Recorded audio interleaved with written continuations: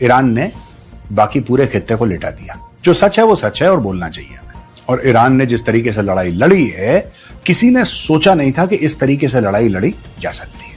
हाँ, बहुत बड़ी बड़ी तोपें हैं, हवाई जहाज हैं, सब कुछ है अमेरिका के पास, लेकिन कहीं क्लैरिटी मिसिंग है यार।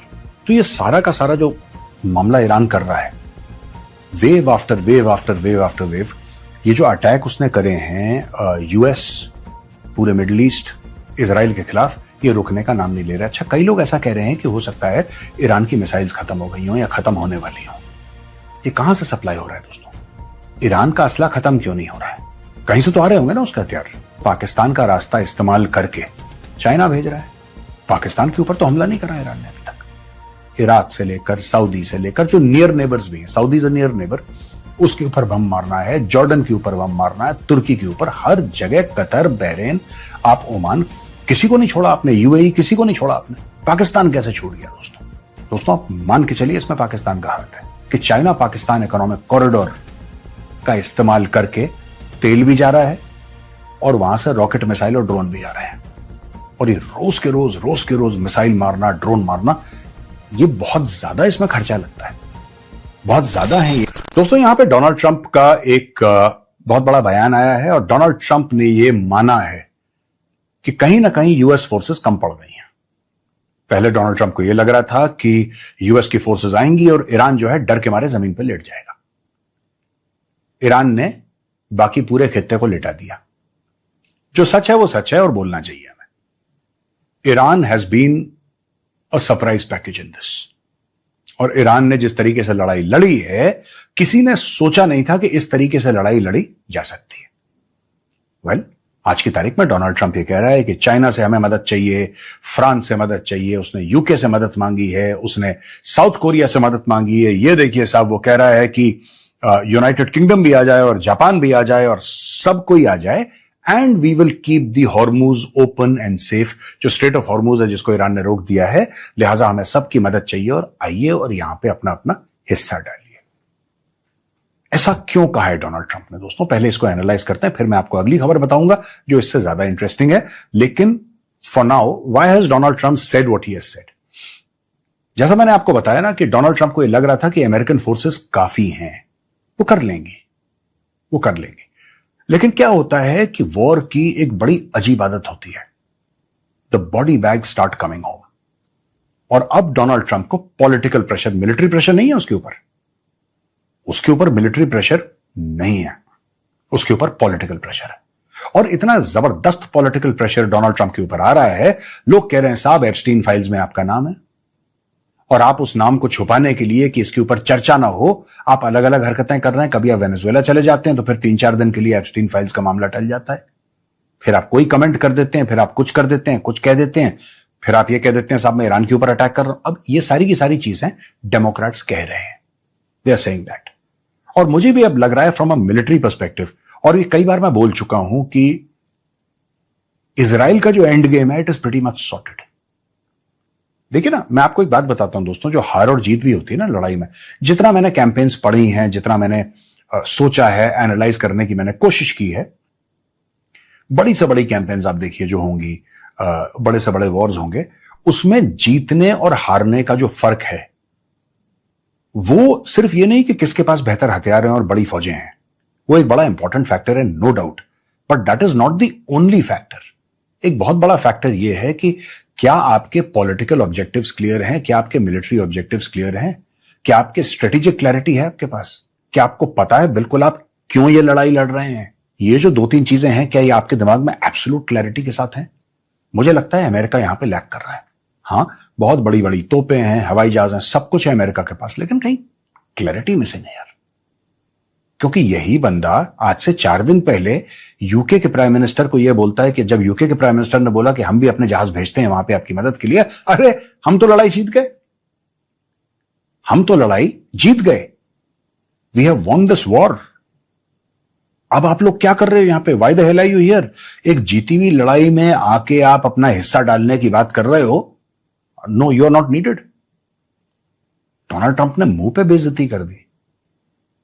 बेइज्जती करने के बाद डोनाल्ड ट्रंप भूल गया, अब ये कह रहा है जहाज क्यों नहीं भेज रहे? अरे भाई, तूने तो 4 दिन पहले बोला था कि नहीं चाहिए और लड़ाई जीत चुके हैं। अब लड़ाई जीत चुके हैं, फिर इतनी नेवीज को बुलाना। अब ये बोलेंगे जो यूएस की गवर्नमेंट है, दे विल से कि no no no, this is not for fighting a war, this is for keeping the strait of Hormuz open. यार, strait of Hormuz open is war. It is war because to keep it closed, Iran is using kamikaze boats. They're using missiles. They're using drones. They're hitting ships. It is war. ये कोई negotiation थोड़ा ना चल रहा है। Negotiation बहुत पहले खत्म हो गया है। अब तो जाने जा रही हैं, लोगों को मारा जा रहा है। There are deaths that are happening. Gunpowder is exploding. अब तो देखिए, वॉर की सबसे बड़ी इनकी स्ट्रेटेजी क्या थी? आप तेहरान में बम मारेंगे। तेहरान ऊपर है, तेहरान ऊपर है बिल्कुल, हॉर्मुज नीचे है। आपने ऊपर बम मारा, उन्होंने नीचे वाला पूरा मामला बंद कर दिया। अब बताइए, ये तो वॉर की स्ट्रैटेजी है, ईरान की वॉर की स्ट्रैटेजी है। आपको सोचना चाहिए था भाई। अमेरिकन जब वॉर गेम कर रहे थे तो अमेरिकन ने वॉर गेम करते वक्त क्या समझा? What did the American believe would happen? Obviously हम बम मारेंगे, खमेनी को मार देंगे, 50-100 लोगों को मार देंगे जो टॉप इनकी लीडरशिप हैं। और इन्होंने कन्विंस कर दिया, और मुझे भी यही लग रहा था दोस्तों। I will be very honest, Iran has surprised me, it has surprised the rest of the world, and I am no different, even I am surprised कि किस किस तरीके से लड़ाई हो सकती है। The wars are not only kinetic, non kinetic aspect बड़ा इंपॉर्टेंट है। आपने पूरा स्ट्रेट ऑफ हॉर्मुज ब्लॉक कर दिया, आपने 20% of oil supply of the world आपने ब्लॉक कर दी है, वहां पे त्राहिमाम हो गया है बिल्कुल। आज की तारीख में अमेरिका कह रहा है जहाज भेजो यार। अच्छा, now it will tell UK, it will tell European countries कि तुम भी जरा हिस्सा डालो इसमें, तुम भी इसमें जरा अपना हिस्सा डालो। और यही बेइज्जती कर चुका है बाकी नेटो कंट्रीज की, कि अफगानिस्तान में जो लड़ाई हुई थी, बाकी नेटो कंट्रीज के जो बंदे थे ना, वो पीछे थे, ये तो अमेरिकन ट्रूप्स आगे थे। ये बेइज्जती करता है अपने एलाइज की, फिर उन्हीं से मदद मांग रहा है। क्योंकि जब इसने 4 दिन पहले बेइज्जती करी थी यूके की, भूल गया है भाई, ये भूल गया कि मैंने बेइज्जती करी थी। अब ये नए अवतार में ये ऊपर से आए हैं तैर के। अब ये कह रहे हैं कि भेजो, चाइना से कह रहा है भेजो। Just imagine, why will China send it's ships? या वाई वुड चाइना? ये चाइना से कह रहा है, ये साउथ कोरिया से कह रहा है, देखिए ये जापान से कह रहा है, ये यूनाइटेड किंगडम से कह रहा है, फ्रांस से कह रहा है कि तुम भेजो, सेंड योर शिप्स। और दोस्तों, यहां पे हमास का एक बहुत बड़ा बयान आया है। हमास ने एडवाइस किया है ईरान को कि देखिए, हम मानते हैं कि आपका पूरा अधिकार है, you have every right to stand up for your defence.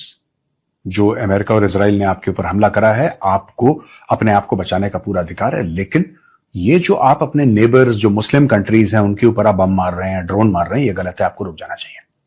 और उसने अपील करी है through Qatar, through Turkey, that they should stop. The government of Iran को डायरेक्टली अपील करी है कि आप देखिए, आप ये मुसलमान देश है, आप इनको मत मारिए। इसमें भी देखिए साहब, हमास के ना रिलीजियस ओवरटोन्स हैं।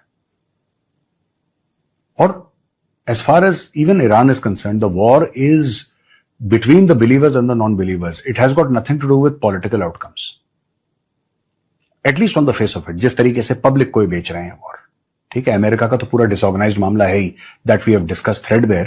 But the fact of the matter is the way Hamas is painting it, that these are Muslim countries and there are non-Muslim countries. तो मुसलमान देश हैं, आप उनको मत मारिए. That is what Hamas is saying. And this is, I think, amongst the very, very few public reach outs to Iran from Hamas. Publicly जो Iran की पॉलिसी को रिस्पेक्टफुली कॉन्ट्रडिक्ट करा है उन लोगों ने, रिस्पेक्टफुली, और बोला है कि साहब ये गलत है, ये आपको नहीं करना चाहिए। और दोस्तों, यहां पे जो अमेरिकन एम्बेसी है बगदाद में, उसको बॉम्ब कर दिया है।